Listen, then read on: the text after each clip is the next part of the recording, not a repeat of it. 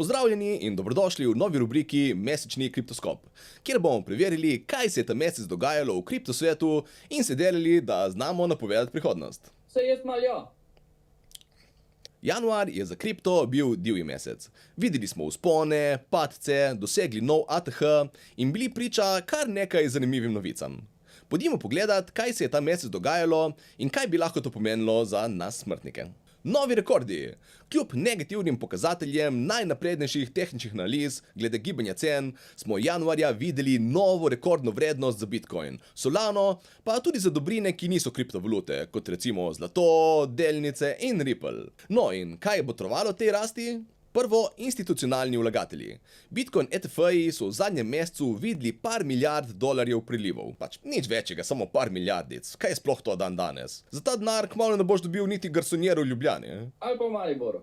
Ajde, okej, ni treba zdaj pretiravati. Poleg tega so pa tudi podjetja nakupovala Bitcoin, ko da je na popustu. MicroStrategy je povečal svojo zalogo na 471.701 Bitcoinov, japonsko podjetje Metaplanet je najavilo, da namerava do konca leta kupiti 10.000 Bitcoinov in italijanska banka Intesa San Paolo je kupila neverjetnih 11 Bitcoinov. Wow! Ja, ima se može se, a? Te se pa res kopajo v denarju. Ampak najverjetneje gre tu za testni nakup, tako da, kot so ljudje komentirali na internetu, je to majhen korak za banko, ampak velik korak za Italijo. Potem naslednji faktor glede cen je bila definitivno inflacija.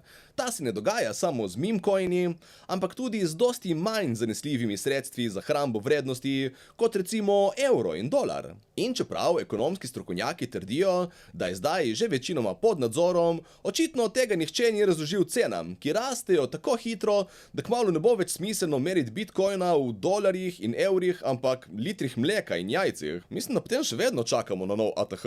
Ja.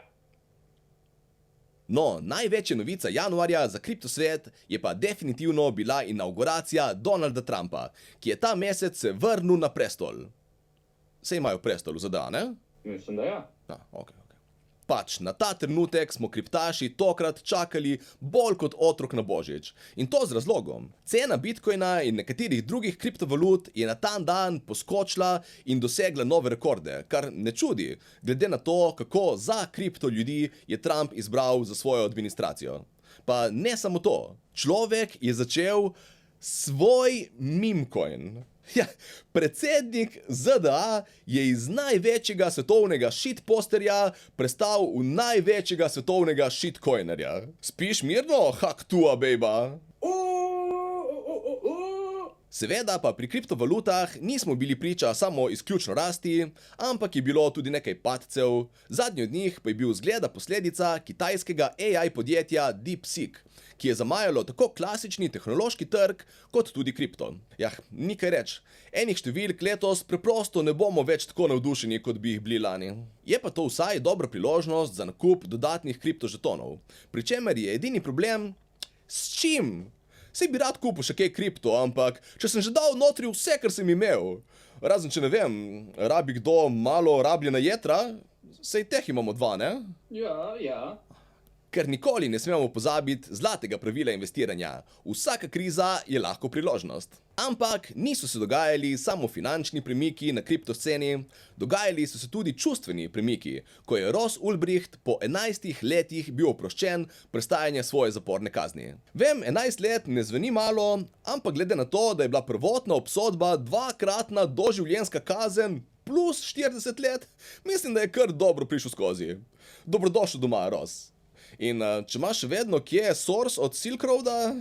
Ne. Okej. Kar pa zdaj kriptaše najbolj zanima, če in kdaj se bo zgodilo, je pa seveda napovedan ukrep ustanovitve strateške Bitcoin rezerve. Tega v januarju še ni bilo, tako da, če vas zanima več o tem, nas boste mogli ujeti v februarskem mesečnem kriptoskopu. Ja, če nas podaljšajo, ta je še poskusen. Pšt!